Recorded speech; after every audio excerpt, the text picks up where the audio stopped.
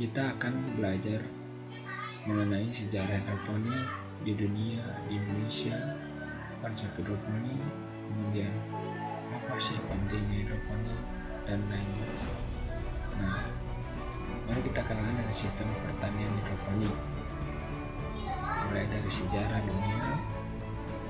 di dunia, bagaimana sistem hidroponik dimulai, kemudian sejarah hidroponik di Indonesia, kemudian bagaimana konsep hidroponik, kemudian apa arti pentingnya hidroponik sehingga perlu kita laksanakan itu sebagai pertanian masa depan. Kemudian apa sih keuntungan bertani dengan sistem hidroponik, kemudian apakah ada kekurangan sistem hidroponik, dan sampai kepada yang terakhir adalah kita akan mengenal jenis-jenis sistem hidroponik. Nah, sejarah hidroponik di dunia dimulai sejak 2600 tahun yang lalu, merupakan pengaplikasian teknik hidroponik yang dilakukan pada tanaman gantung lebih lama. Menurut penelitian Stefani, Dalai, dan Sommerfeld, taman tersebut terbuat atas perintah Raja Surya pada awal abad ke-7 sebelum Masehi di kawasan Nainwi, Mesopotamia utara Irak. Kemudian selain itu dikenal juga Taman Apung Aztec yang dikenal juga dengan Sinapas.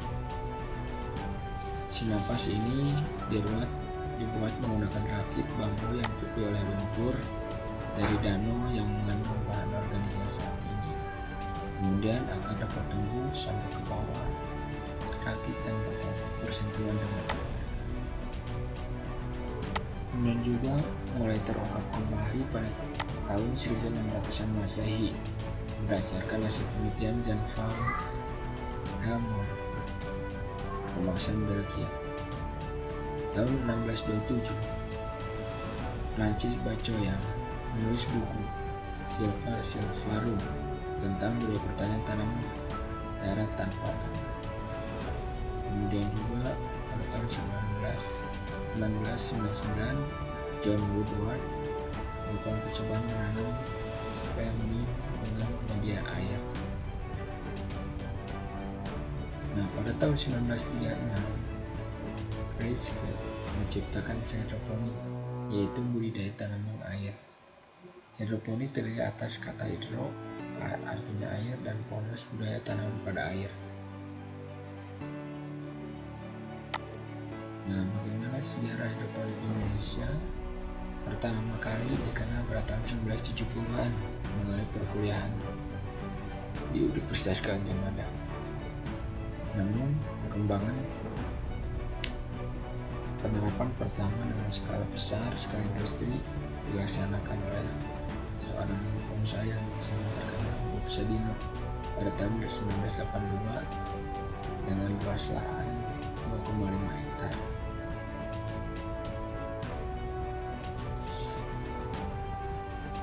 Nah, beberapa sistem yang pertama kali dilaksanakan di Indonesia adalah substrat, kemudian NFT, aeroponik, sistem WIC, rakit apung, juga sistem EBB dan flow. Nah, ini ilustrasi greenhouse milik Bob Sadino dan supermarket, display produk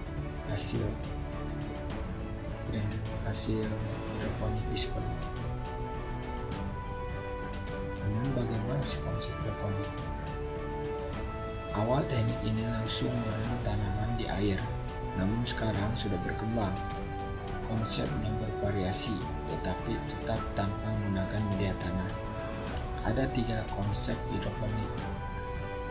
Yang pertama, hidroponik murni, menggunakan sistem pengikatan untuk menjaga tanaman tetap berdiri dan akarnya mengembang ke dalam media air tanpa adanya bantuan media padat seperti tanah.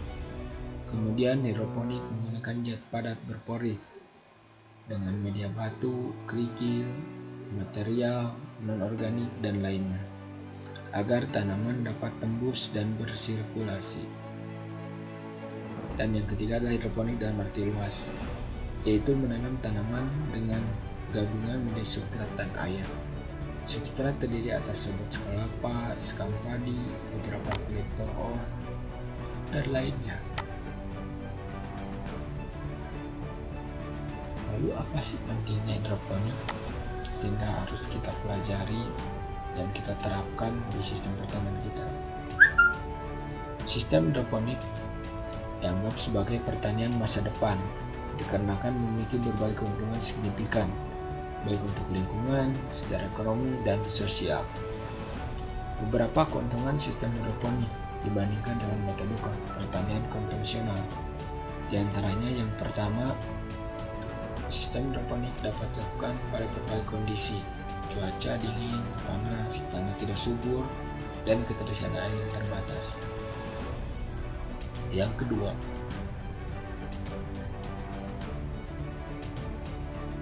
teknik hidroponik lebih ekonomis dan menguntungkan dibandingkan budidaya pada sistem konvensional menggunakan media tanah. Yang ketiga, produk yang dihasilkan dari sistem hidroponik lebih terjaga dari hama dan penyakit tanaman. Yang keempat, efisiensi kerja. Kebun hidroponik menyebabkan perawatan tidak banyak memakan biaya dan peralatan. Yang kelima, hidroponik dapat menjadi sarana rekreasi yang menyenangkan bagi semua orang dan sebagai sumber kepuasan. Namun, meskipun hidroponik dianggap sebagai pertanian masa depan, tentu ada saja kekurangan yang dirasakan. Di antaranya, pada awal-awal butuh biaya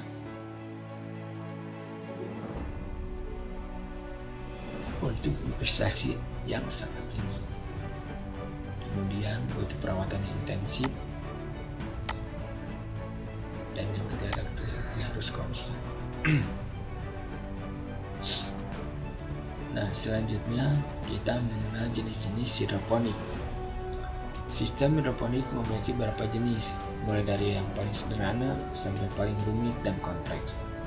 Berikut adalah jenis-jenis sistem hidroponik yang biasa diterapkan di Indonesia. Sistem sumbu atau wedge system. Ini adalah sistem yang paling sederhana. Kemudian sistem rakit apung, kemudian NFT, nutrient film teknik, kemudian DFT, deep flow teknik sistem, kemudian irigasi tetes, kemudian sistem pasang surut, dan yang ketiga adalah aeroponik.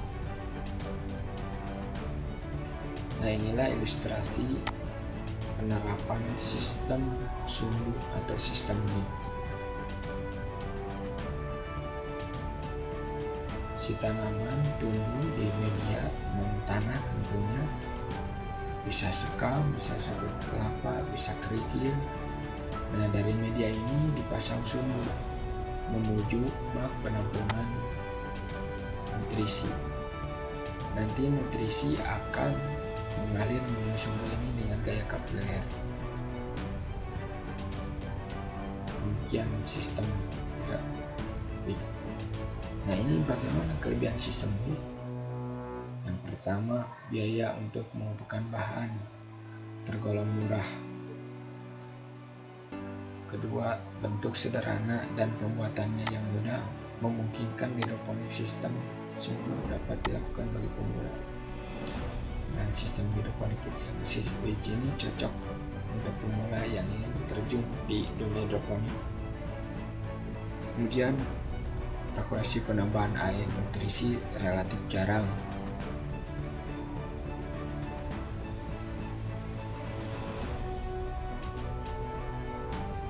Kemudian tidak tergantung listrik sehingga biaya relatif lebih murah. Kelima adalah mudah untuk dipindahkan. Namun tentu ada kekurangannya dari sistem ini. Yang pertama, jumlah tanaman yang dihidroponikan apabila berjumlah banyak maka akan sedikit sulit untuk mengontrol pH air.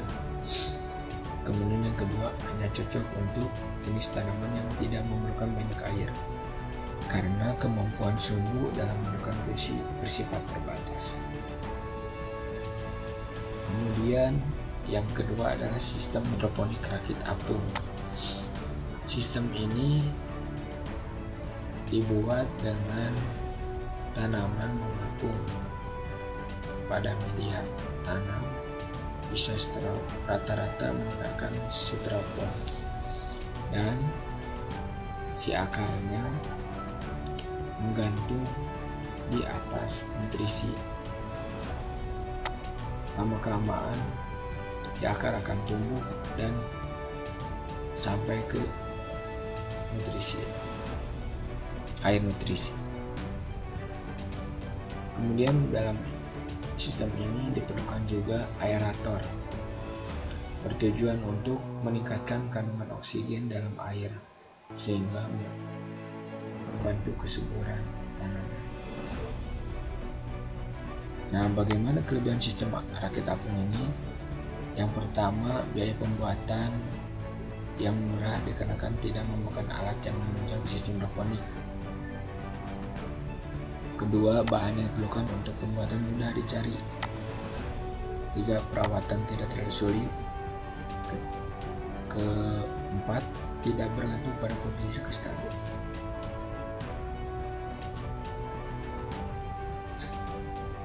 Sehingga tidak perlu listrik. Kemudian hemat air dan nutrisi.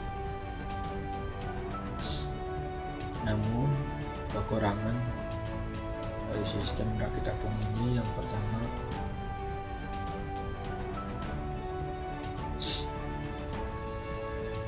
rancangan ini lebih cocok untuk di dalam ruangan dibandingkan di luar ruangan.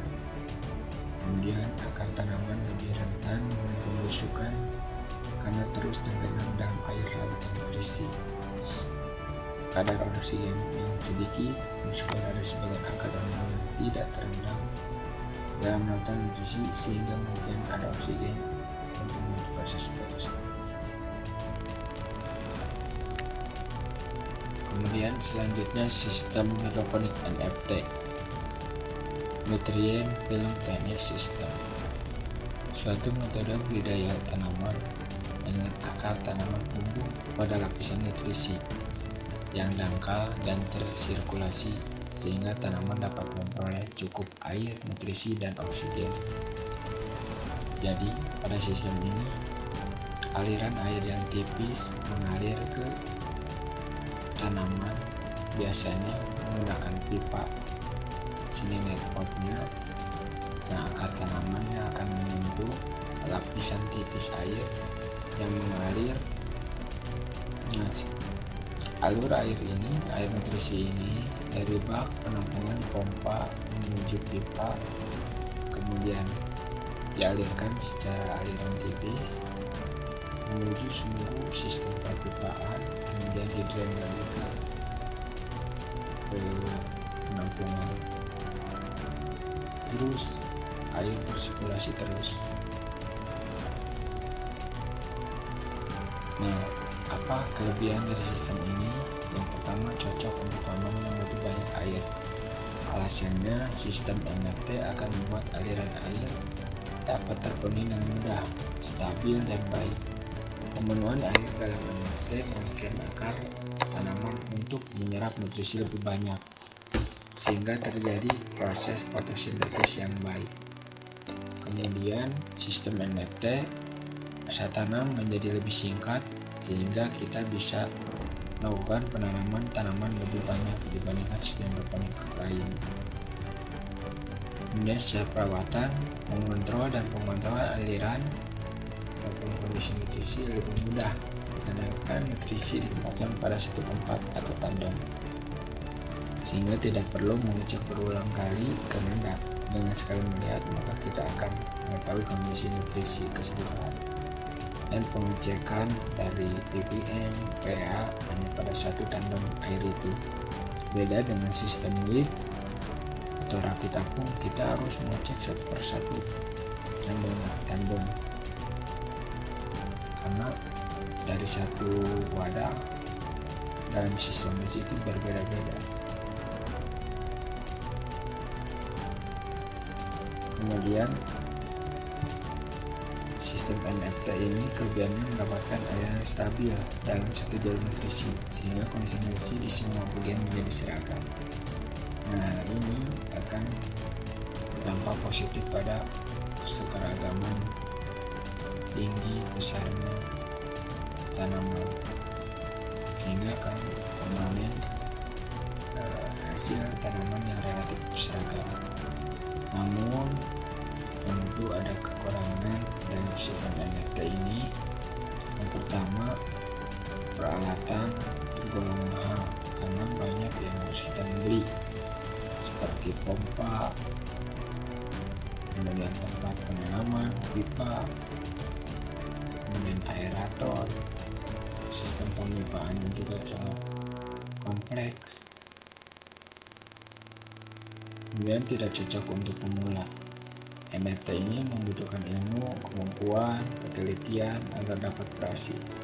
Kerumitan dalam pengoperasian seperti pencegatan air, nutrisi tidak bisa dilakukan oleh orang yang baru belajar karena dikhawatirkan mengalami risiko kegagalan yang besar. Namun untuk skala rumahan, alangkah baiknya untuk mencoba sistem ini sebagai pembelajaran. Jadi ketika kita melakukan sistem hidroponik secara besar-besaran, komersil, kita sudah memahami bagaimana sistem ini bekerja. Kemudian kekurangan ketiga adalah sistem ini bergantung pada listrik. Apabila terjadi pemadaman suplai listrik terganggu, maka sistem ini akan berhenti dan suplai air karena tanaman akan terhenti. Hal itu lama-kelamaan jika dalam waktu lama bisa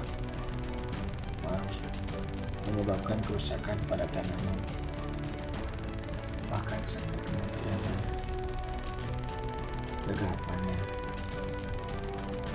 Kemudian selanjutnya adalah DFT, Deep Flow Technique. Berbeda sedikit dengan sistem NFT. Pada sistem ini, dalam tandon tanaman diberikan adanya sedikit genangan pada instalasi dan menggunakan sirkulasi dengan aliran pelan. Sistem ini menggunakan listrik sebagai penggerak pompa agar dapat dengan mudah mensirkulasikan nutrisi ke seluruh tanaman. Jadi kalau NFT tidak ada genangan, hanya aliran tipis, dan di sini ada genangan bisa 5-8 cm. Kelebihannya dari sistem ini membutuhkan listrik 24 jam atau bisa kurang dari 24 jam. Saat listrik padam, tanaman masih bisa kondisi aman karena adanya genangan nutrisi tersebut, sehingga tidak ada kekhawatiran untuk terjadinya pemadaman listrik, karena dengan adanya genangan maka nutrisi akan tetap terpenuhi dalam keadaan mati lampu. Kemudian pertumbuhan relatif optimal karena unsur hara nutrisi lebih tercukupi. Tanaman yang menggunakan sistem ini memiliki umur panen yang lebih cepat. Hasil panen juga sama dengan NFT, relatif seragam, guna perawatan yang relatif mudah. Adapun kekurangannya, tanaman dapat kekurangan oksigen terlalu, sehingga membuat pertumbuhan tanaman terganggu. Nah, salah satu untuk mengakali ini dengan menggunakan aerator dari tendon. Kemudian resiko busuk pada akar tanaman karena jumlah air yang terlalu banyak. Kemudian dapat terjadi endapan pada pipa menyebabkan banyak masalah yang timbul. Jadi dengan genangan tersebut akan banyak endapan, baik kotoran ataupun nutrisi. Kemudian lebih banyak memerlukan nutrisi karena ada genangan tersebut. Selain itu ada aliran air pada tandon. Kemudian tanaman yang terkena virus, jamur, hama, dan penyakit akan tersebar dengan cepat. Nah, genangan ini memungkinkan penyebaran penyakit ini lebih cepat. Kemudian sistem drip irigasi. Sistem ini adalah salah satu sistem hidroponik yang menggunakan teknik yang menghemat air dan pupuk dengan meneteskan larutan secara perlahan langsung pada akar tanaman. Dan di sini disalurkan air ini dari bak penampungan nutrisi, kemudian dipompa menuju tanaman, dan dari ini langsung ke akar tanaman melalui pipa supply. Ini juga bersama mekanismenya. Adapun kelebihan dari sistem irigasi ini, kata sini, waktu pemberian nutrisi harus sesuai dengan umur tanaman.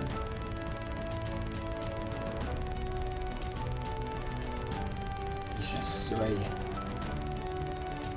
Jadi bisa diatur oleh kita kapan pemberian nutrisi sesuai dengan umur tanaman.